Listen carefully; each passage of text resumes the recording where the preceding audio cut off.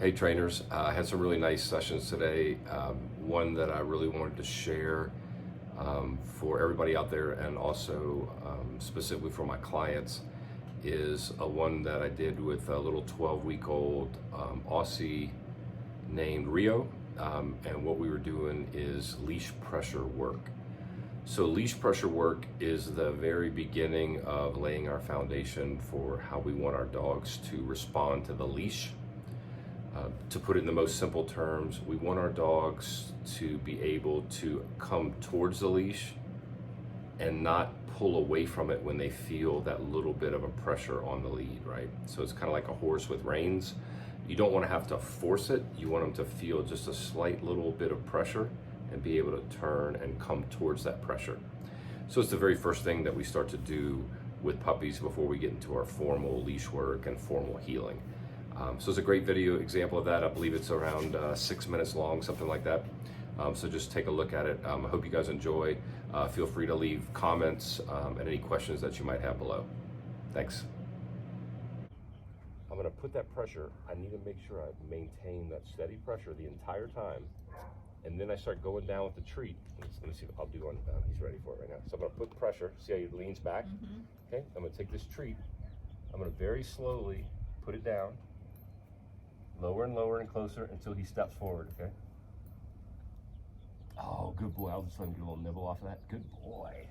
Nice. Just that little lick and nibble off this big piece. These actually work pretty well for that. You can, if you hold it the right way. Hold the whole thing. And yeah, because he's not so aggressive. Some dogs will just tear your fingers up trying to get it. So, I'm going to hold it just a little shorter this time. Okay, so watch what happens when I put the pressure. So he's leaning, he's steady, right? I'm not pulling him off his balance though. As I'm maintaining this pressure, even if I go lower with it, it's still keeping the pressure. Oh, good boy. Good, okay? So that's gonna be our drill. It's very easy, and we just repeat, repeat, repeat. So I'm gonna keep moving. I'm gonna let him just kind of settle. I'll move away. Sometimes the biggest problem with this is they start to follow you, right? But typically, as soon as you put that pressure, it's gonna trigger him to want to resist it right there. You see that? See him pulling back, okay? Oh, good boy. But we're counter conditioning with this.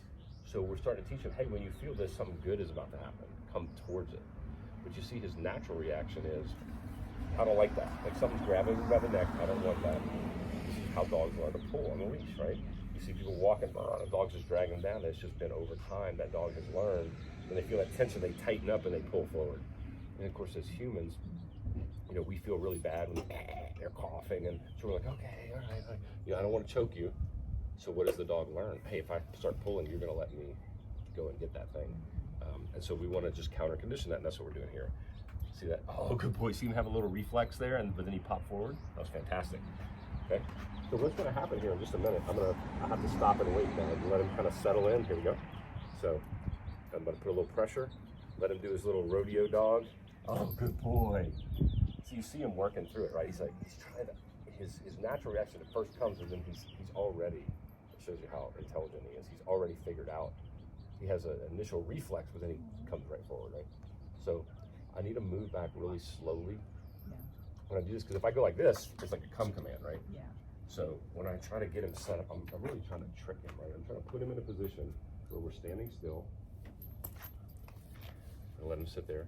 Before I even move, I'll put a little pressure, because that's going to bring that, see that? See, it gets fidgety, okay? And I mean, this is just like nothing, right? It's just the tiniest little pressure. And then as I'm holding the pressure, I start very gradually lowering that until I get that moment where he breaks. What I don't want to do is go like all the way down right away, because that's just going to be almost like a command, like come to me. I want him to be in this kind of conflicted mindset between the opposition reflex, which is the one that makes him want to pull back, and the coming forward. So I want to be able to see that moment where he goes, okay, I'll come forward. So he's actually making the decision. I'm not either compelling him or enticing him to do that as well. I mean, I am enticing him a little bit, but it's very gradual, so that he gets to that decision point where he has time to think about what he needs to do in that situation. So again, I have to wait here, because now he knows to follow me, which is great. If I move around too much, he's going to follow. So I'll walk away really slowly. Even if he's this close, because that's about as far as he's letting me go right now, that's great if he wants to lie down. So I'm going to put a little bit of pressure, You can see him already starting to kind of pull back. And then as I'm maintaining this, that's the most important part, I start going down. Good boy. And so you can see what happens when he steps forward. The first thing that happens is this goes boop, like that. That's called negative reinforcement, right? There was pressure, which he didn't like, but as soon as he stepped forward, it went away. And he's getting a positive reinforcer on the other end. So this drill is, I call it doubly reinforcing, right? You're not only, you're getting, it's probably one of the most reinforcing commands that we do, because he gets the relief of the pressure and the food. So two different types of reward systems. So step back just very slowly. I can see he wants to almost get up right now and follow me. A little bit of pressure. Good boy. That's it. Teaching him that very light pressure, and then of course we're going to expand on that to where we, as we walk down the street, when there's a little smell, we can go like this and we can get him to come out. Okay. Right now, this drill is pretty much done in a controlled situation. Like we got a driveway right here. If I just start walking on the street with him, I can also do it, but it'll be like every time I'm walking, I'm going to have to try to find something that he's pulling towards, and then try to counteract that with this food system. So right now we don't really have anything else that he's let's get one being a good boy. Yeah, I like these because I can just keep holding the same one, so I'm still on that same treat.